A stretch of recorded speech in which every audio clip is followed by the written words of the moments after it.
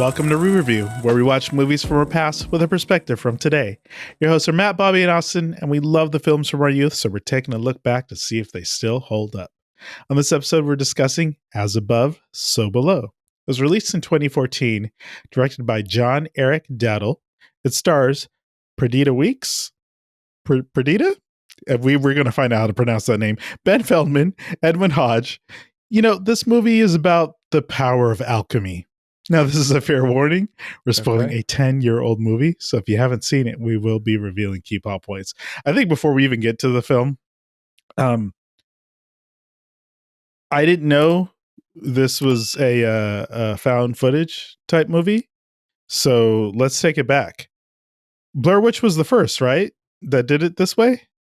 I don't know about first, but first modern one for sure. I feel like there's probably some older ones that did found footage, but I don't know if that like term was coined yet. But that's definitely like the godfather of found footage horror movies. I think for our generation, definitely. Yeah, it just because we're re-reviewing, but this is a first review here. I was surprised because there's such a specific way. And I haven't watched like the behind the scenes on how they do this stuff. Are the actors really just holding the cameras themselves, or is someone with a rig and they're just trying to make it feel like it's on the person's body? I've seen some behind the scenes pictures of other found footage movies where there is a rig like connected to the head of the actor. I'm not sure. But it's like a full camera? Yeah, like a full camera and like a rig like protruding out from their head. But it's weird because I guess this is that element of it feels videotapey, right? Like it's at, I don't know, 800 frames per second instead of 24. So it's got that weird little vibe to it as the camera moves. Yeah. I actually liked the found footage aspect to it. I thought it added a lot of energy that, maybe like a more traditional movie might not have been so chaotic. Mm-hmm. I guess it surprised me at first because again, once you see like the way the camera moves, and again, for me, I think the FPS is what really gets me. It just has that odd feel that kind of throws me off. And then I was immediately thinking of, even though Blair Witch, like you said, is the godfather, I was thinking of Cloverfield because to me, it had the quality of like Cloverfield throughout the entire movie. And they added the like interview footage too, which I've seen in some other not all of them, but some of the found footage movies have the interview situation. Yeah, what she opened up with, if you find this video, I'm dead. Didn't she say that on the bus ride? Yeah, when she was first going towards the caves or whatever to try to find the giant bull Rosetta Stone or whatever. Yeah. Yeah. That was a big bull, wasn't it? Yes. That's Scarlet we're talking about there, if everyone's wondering. Scarlet is a interesting character, yeah? Yeah. Basically Indiana Jonesy Cage? Nick Cage? No, she's like Laura Croft without the guns, right? Oh, yeah. Yeah, probably should have chose Laura Croft. But we kept mentioning Indiana Jones and National Treasure because that felt very much like her vibe, right? Well, especially when they were kind of going through clues. Like it had the I was waiting for them to find the Declaration of Independence, and they had to literally they had to flip it over on the other side to find the key or whatever, just like in National Treasure. So it had that vibe on the clue that leads to a clue, that leads to where they need to go. And I mean, even they were in a bell tower. They did that in National Treasure, right? They were in a bell tower in Independence Hall. Right. There is definitely a lot of vibes from other kind of like adventure-esque type movies. Like the beginning of this movie, like for the first half of it, you wouldn't even know it's like a horror movie. It feels like a found footage, adventure, discovery type movie. Which would be interesting. Those kind of movies I feel like aren't really found footage type. I mean, there was one like Russian action movie that was like a GoPro movie that was like a found footage action movie, but it seems like these like kind of movies are like only horror. Yeah. And maybe because it adds more of a visceral experience to it because like you're there. Yeah, there's definitely like a claustrophobia about it because usually like they're really close on the faces, and you don't really see a lot, and it doesn't take a lot to see something scary. Like if they turn their heads one way and then all of a sudden you see something else, it's a lot more in your face than It's intimate. Yeah, it is. Well, it's weird because when you talk about sort of the angles that they choose, there are many times where I thought that they portrayed all the actors like not in a flattering light. Because like the camera angles, I was just like, man, this does not look good for you. Yeah, and then it's a tricky thing to have the lights be on their heads when you see them kind of from far away, like researching the tunnel and looking around. That's fine, but then when you have to talk to them and they have to talk to each other, they have to either turn off their light or move it out of the way or do something. And I think they did a pretty good job of dealing with the logistics of like the headlight and all that kind of stuff. Don't talk to me with your light on. Right. Yeah. The thinking of, obviously Scarlett is trying to like resolve, basically go in her father's footsteps, right? Her father apparently was obsessed with alchemy. So she became obsessed with alchemy, multilinguist. Was it three living, 2 dead languages? And is clearly connected with other young archaeological sleuths who know a lot of dead languages as well. She's really following in the steps of her father. And I think what you mentioned in terms of it being sort of national treasury, could you imagine if this movie wasn't horror? Would you be okay with it trying to go first person for like a true discovery type thing? I mean, I think I might be interested in it just because it feels fresh. Like, I don't know. I can't think of, like I said, there was that one GoPro, and I'm blanking on the name of it right now, but there was like a first person. Yes. That's it. That's the only like first person, like action movie I can think of. There's that one scene in Doom, like at the very end where it goes first person shooter all of a sudden. Yes.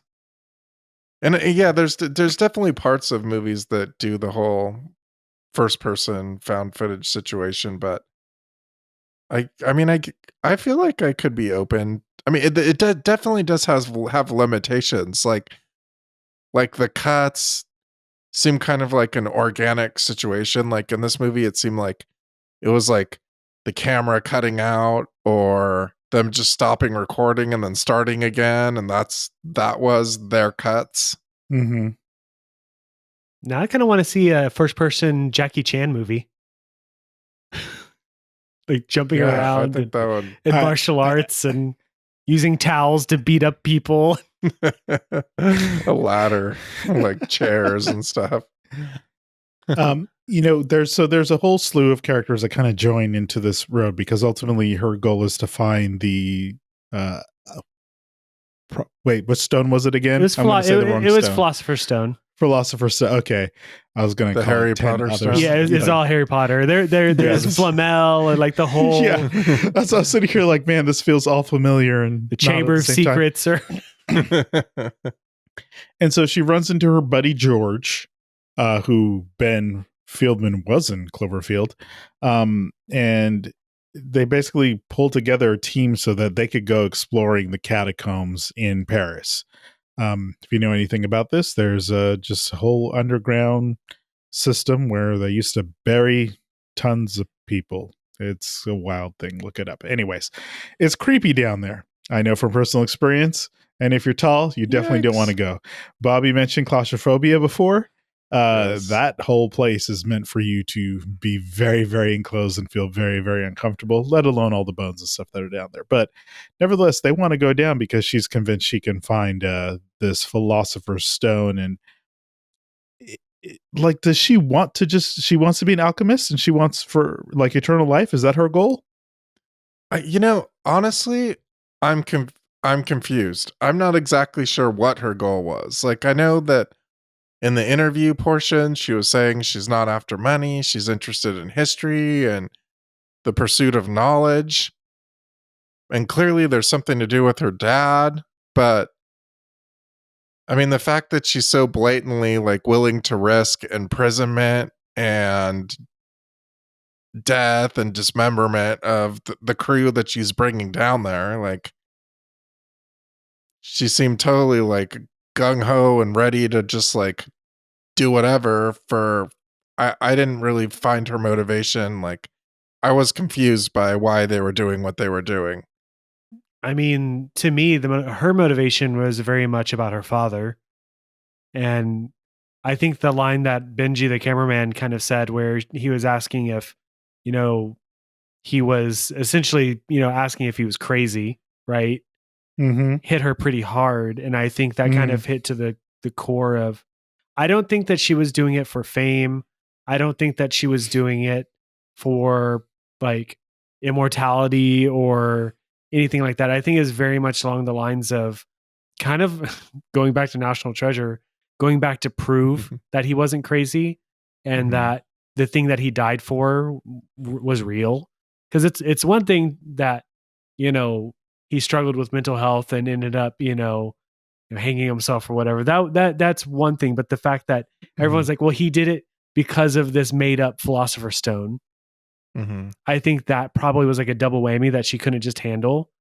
And so the one thing that they were kind of vague about, and even by the end of it, I wasn't sure, is when he died.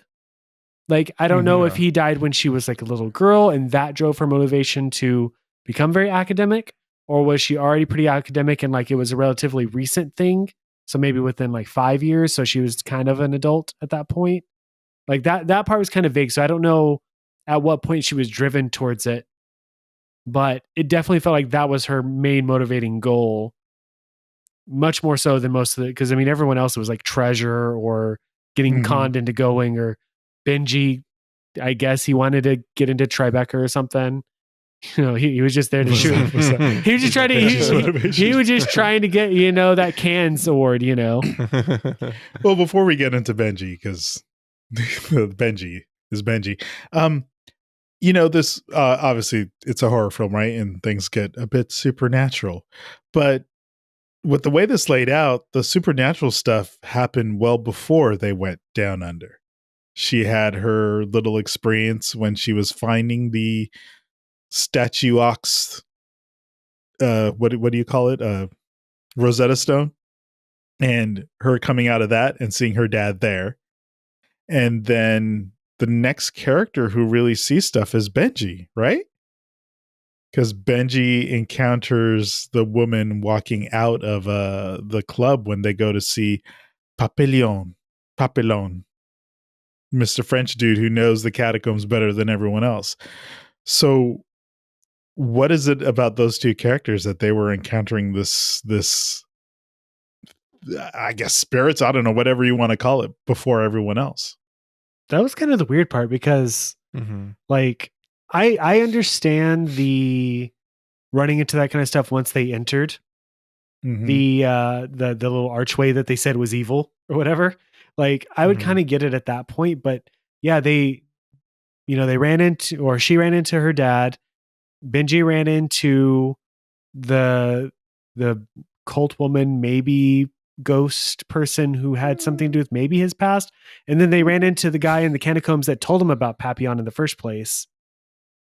Like that guy was, oh yes, he was also, so it's like before they even entered, it was almost like it was like calling them to go there, because like they wouldn't even known to look for Papillon probably without his help. So like there was a lot of stuff that was kind of driving them in that direction. So yeah, there was pre-supernatural before they even got to it, which is kind of weird in a way, but I guess it's, maybe they watched the first cut of the movie and like, oh man, nothing creepy happens for the first 60 minutes of this movie. We need to go back and add little tidbits in there, That makes sense to me. I guess it's tough because then you're right. So the inevitable goal of this malevolent spirit was to find redemption for the team, if possible. And really, all it was asking was for them to forgive themselves. Isn't that the best way of looking at it? That was like the ultimate goal. Is that what it was? Is that the optimistic view of it? I mean, isn't that how they got free? I mean, if we're jumping all the way to the end, Yeah. I We'll mean, get to the in between.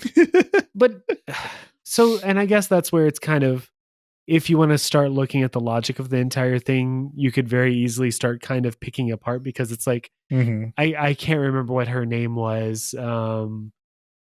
Susie? Susie. Mm-hmm. What did she do wrong? And what, like, did it have to do with the mole guy? Because she gets kind of get off. So like, she doesn't even really get a chance to atone or whatever. Mm-hmm. Or ultimately they were all seeing her image of him, right? If he was a manifestation of her troubled past, but they all experienced him in real time. Yeah. It's kind of weird. And then when what happens to Papillon or whatever, I guess technically, okay. If we want to play that game, technically Papillon doesn't take accountability for his actions. He says it wasn't my fault. No, true. And then he gets pulled in. So I guess you could. I still don't know what Susie did and how she didn't atone for it. And I mean, there's some implication as what Benji might have done, because there's the whole child thing. And throughout like the cave, you would hear little baby cries every once in a while. And then once he's by himself, it became more prominent. And then the cult lady had one in her hand. So something there, but what chance was he given to atone for it? Yeah. I guess we could talk a bit about Benji, because I think our introduction to Benji was him asking just the weirdest questions on camera to everyone. Yeah, just the most like inappropriate type interview questions. Wasn't it like, well, your father was crazy, right? Like, what? You're conducting like an interview of someone you think is like a really intelligent archaeologist, and you're just going to be rude. Yeah, it doesn't really. Gotta get those plot points in there. Especially with like the burns on Papillon or whatever. I was like, gotta make sure we see that. And just in case somebody didn't see it, we're gonna have Benji ask the question. Do you know how he got those burns? Like, why? Did he ask everyone a super awkward question like that? Did he ask George a super awkward question too? Like, what happened to your brother? I mean, I guess he was told, but yeah, I was like, what's his problem? He drowned his brother or something? Well, ultimately, yeah, we talked about what happens in the catacombs. They get down there, and really the whole theme is they just keep going down, right? Like, it's just nonstop. And it's funny that you mentioned Doom earlier, Matt, only because it was the first 3D release of Doom that id Software did way back when. And I remember playing that game, and it was years later after it came out, because when it came out, I did not have any sort of computer that could run it. But nevertheless, when I finally got to playing it, I stopped at some point. And the reason I stopped is because the game kept having me go down and further down. And there's an element, if we know what Doom's about, you're a space marine going to fight demons and stuff. And boy, did this movie bring me back to that feeling. I was like, could y'all just please stop with going deeper into the holes? Now, I know you don't have a way to go backwards, but I am uncomfortable. Oh, the same for both of you, huh? You're like, no, we were fine. We don't mind going deeper into the holes. No, I mean, I think the problem with it is there was, we're making commentary about how Scarlet was kind of, had balls of steel and, was a very motivated character, and kind of seemed like she knew a little bit too much going into things. I think that there was a lot of faith, like there was pushback, at different levels. Like Papillon didn't want to go into the evil cave, and Benji didn't want to do anything, and George didn't want to go down there at all. But like, it kind of seemed like, all things considered, like no one, aside from whenever things started getting really crazy, like whenever things started collapsing and whatnot, no one just like, let's just stop for a second. Let's think about this. Let's look around. Maybe there's a different way. Maybe we can turn right instead of go straight, or, right. It is one of those things where like, it feels like in a real life scenario, you probably wouldn't do that. But to be fair, I have gone into cave systems before that were as claustrophobic, if not more claustrophobic than this. And, you get to the point where like, you can only go forward. Right. Like I've been in the caves that I went in as, a kid. had never been in before, and had to climb up and climb into areas that were probably like 12 inches, so I had to like slide through. Like at one point I had to go through 2 parts of a cave that was literally about 12 inches wide, and the only footing was a piece of rock that was sticking up from this empty kind of dark area. So like as far as I knew, it was a bottomless void. And you're going, and the only thing I have based on that we're not going into the bowels of hell is the fact that somebody told me, "Oh, I've done this before, and there's an exit." Oh man, that is so. They could have, yeah. That's all you have to go on. So I'm guessing when you're in that scenario, especially when things start getting kind of hairy, you kind of have to, go through it. So is it the same kind of situation like the movie where your only lighting is somebody's headlamp? All we had were like those kind of, I don't know if you've ever seen, but like the military type flashlights that are kind of like have a 90-degree angle on it. It's like we were, I mean, at one point we were literally crawling through mud. I definitely know that I wasn't dressed for cave exploration. But yeah, like only having that kind of light, but it never really felt. It's funny because I think at one point you had mentioned like if the lights went out or something, like, it'd be completely pitch black, and it was. Mm-hmm. And I feel like that's in my scenario too. But strangely, I don't know, the way caves are, and you can kind of get away with it in this movie. And I feel like they did do a decent job lighting it to accomplish it. The way it reflects off walls, and it kind of gives an ambient glow when you have it. Sure. So I feel like they kind of did that well here. I can't remember who I remember watching, because another movie along the same lines of this is like The Descent. I don't know if you guys watched The Descent. It's like spelunking, like cave diving. It's like a group of women who go, and also a very good movie, but also still very claustrophobic. Mm-hmm. Somebody talked about like whenever you're filming those kind of movies, you want the audience to be able to see, and so they light it as a set, but it doesn't look real. I never really felt this ever felt unreal in its lighting. It felt fairly realistic. That's a really good point. I really agree with that, because I've noticed in some movies where they're in a cave and I could see like, okay, it looks like they put lighting kind of behind this part of rock, so I can see like a light kind of going over here, and I didn't really see any of that at all in this movie. So I thought they did a really good job of doing that, but obviously they must have had to light it some way, right? Like I don't think it was just entirely from those lamps that they had. So I thought they did a pretty good job with that. No, I have to agree, only because it really is. It was lit kind of the way it is down there.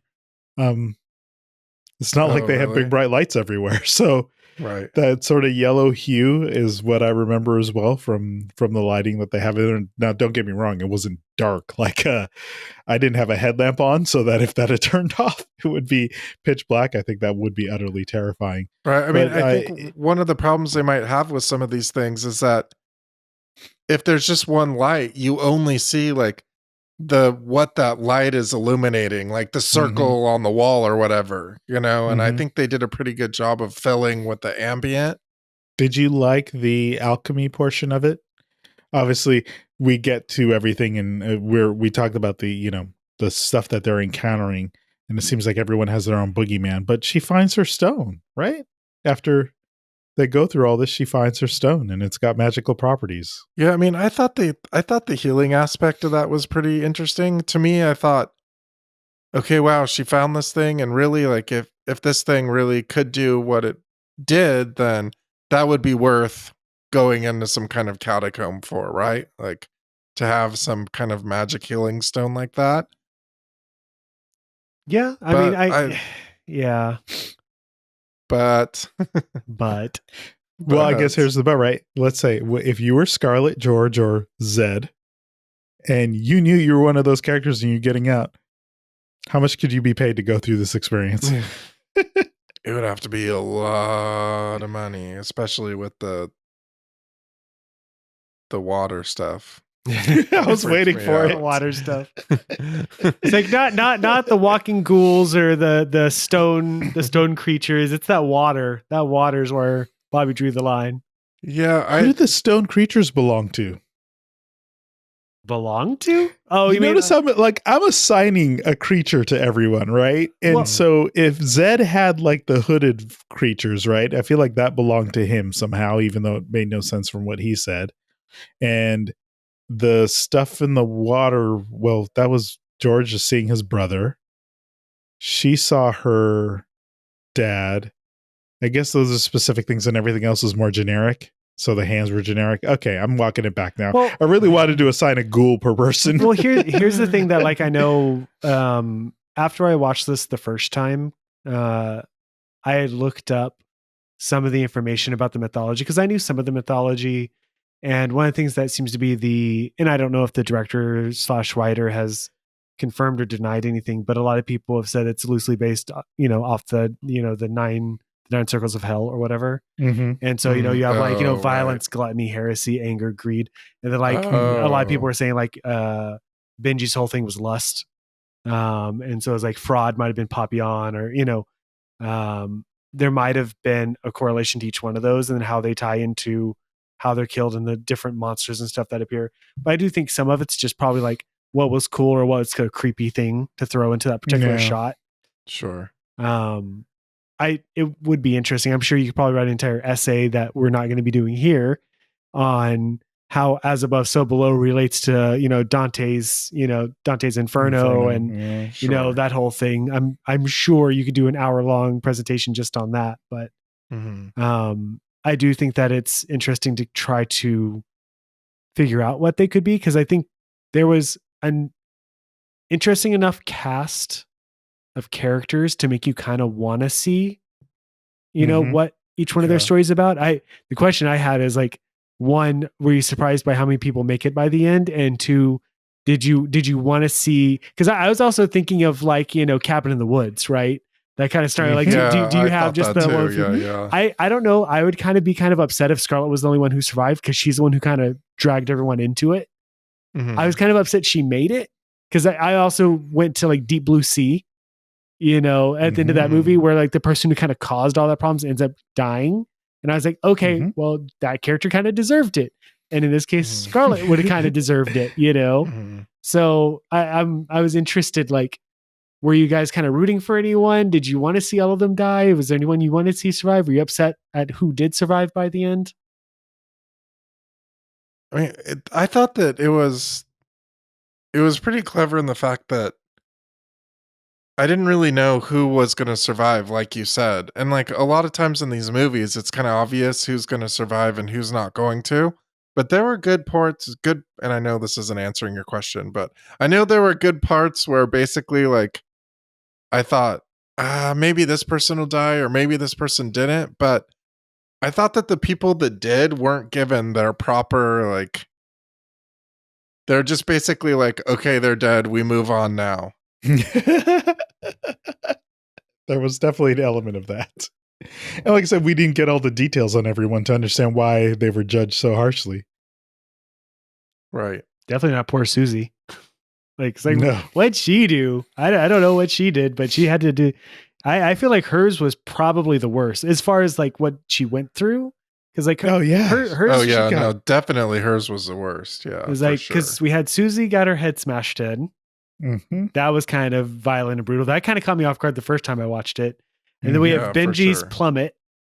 So his was probably terrifying for all of like a few seconds for him. And then, that was it.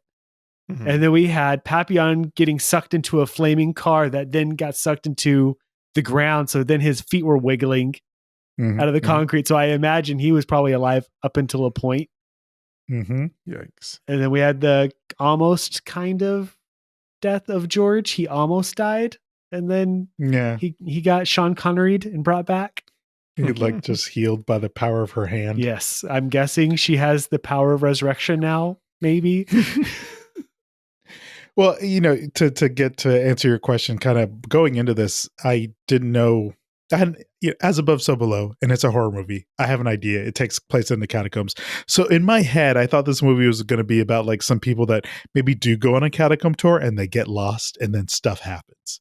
Yeah. So I didn't exactly imagine this world of it like, oh, there's an alchemy and we have to find the stone and all these things are going on. So when it came to learning about these characters and as we talked about their motivation, when you ask the expectation of survival, one of my notes I wrote down is I did not expect redemption for anyone. Because here's the thing, they kept going further down. Yeah. Right. So to me, the whole crossing the gates of hell thing, I was like, oh, you all dead. Like, you're all completely dead. And what else is going to happen at this point? So I was surprised that we did have 3 people come out of it. And one of them being, sort of I'm here to just show up as part of the crew to help you do this, illegal entry into the catacombs, who survives. And so it surprised me in that sense, because I definitely probably would have been in the camp of like, I just expected them all to die. I expected this movie to show like, yeah, they're all broken and they did bad things. But one of the things that I do want to point out, and I don't know if this is an indictment on me, but I wrote down, in the scope of things, I felt like their bad stuff wasn't that bad. Does that sound terrible? No. Cause like she didn't pick up the phone. Yeah, she I mean, and that's a very, to me, that's like a common thing that I think a lot of people have to deal with sometimes is, I didn't say goodbye. I didn't say I love you enough. And, especially people who deal with, people who unalive themselves, I guess is the best way to put it for YouTube and podcasting. I think that a lot of people have to deal with that kind of stuff. Oh, why didn't I reach out to them that one more time? Why didn't I pick up the phone? Why didn't I? So I think that's a very realistic thing to have to go through. I kind of feel like her, I don't even know if there was really redemption as much as she just admitted out loud that she was sorry that she didn't pick up the phone and reach out to him when he needed her.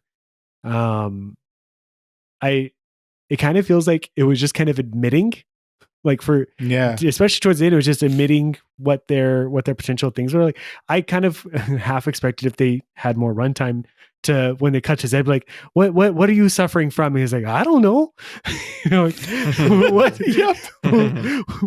I haven't paid my parking tickets. Like, yeah, no, completely. So what do you think? What do you think is a result of them exiting the catacombs? Do you think they're like, okay, wow, I'm just happy we survived that? Or like, did they take anything away from it, you mean? Like, right. Yeah, basically. I would hope so. That would be a pretty traumatic thing to, I think the more interesting thing is like having to explain to the, police what happened to Susie, Benji, and right.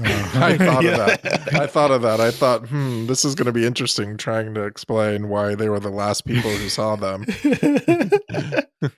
They're all in jail now. That's exactly what's happened. The couple few things I do want to point out before we finish up is I feel like maybe I was the only one.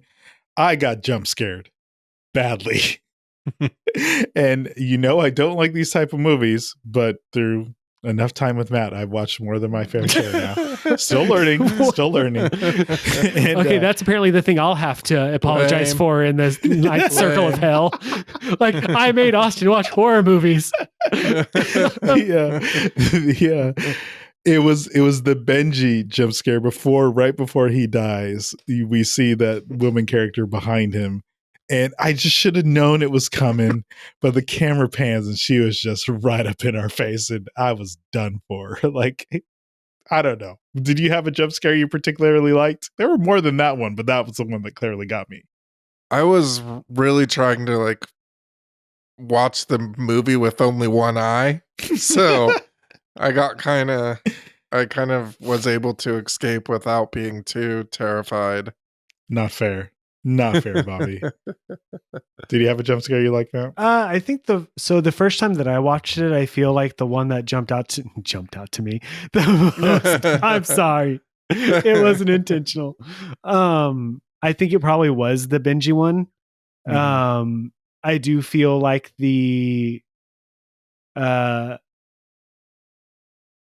a lot of the rest of them were so telegraphed that, and technically that one was too, but that one more than the other one kind of caught me. And maybe it's because it was loud, maybe because it was, I had seen it in the theater, so I had surround sound and everything else kind of going. I mean, here we're listening with headphones, but even then the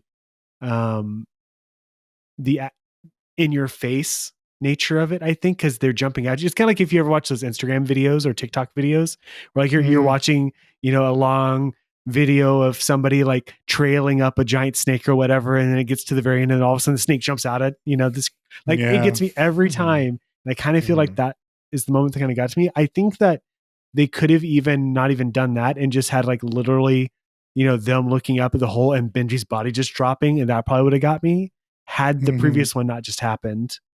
That one got me that it took me seconds to recover. And so him falling didn't quite get me like it probably would have. You're absolutely right. Because that was such a dramatic moment that his falling right after, it was just like, oh, I guess it was his turn. That's all I left it with. The other thing I liked, we talked about her being Lara Croft. You mentioned, Matt, that you reminded us that she's a Krav Maga black belt expert. Oh, right. And we were waiting the whole time. I was just happy she smacked 2 of them stone demons. Smacked them right in the face. And I just like, she shouldn't have done more of that. She clearly at some point turned into like the most expert traversal, to reverse her way through the catacombs, smacking demons in the face. That was like, I got to return this stone. That was like NFL caliber straight arms over there. No, I went straight to Cabin in the Woods when Chris Hemsworth's character like just knocked over the one-armed little girl or whatever. I went straight to that when that scene popped up. Just in any other movie, it would have been hilarious. If it would have been a wider shot, I would have probably laughed. Like it was just so, because like you're right, we had talked about it, and she's over here speed running all of a sudden, and then she's just doing like Neo level moves and taking them out. Like you should just did that from the beginning. You should just ran through the entire thing, and you would have taken out every single one of these scare things. She would have dominated the entire thing. So okay, let's get to our speed run. We'll finish now. Okay, Bobby, are you recommending As Above, So Below?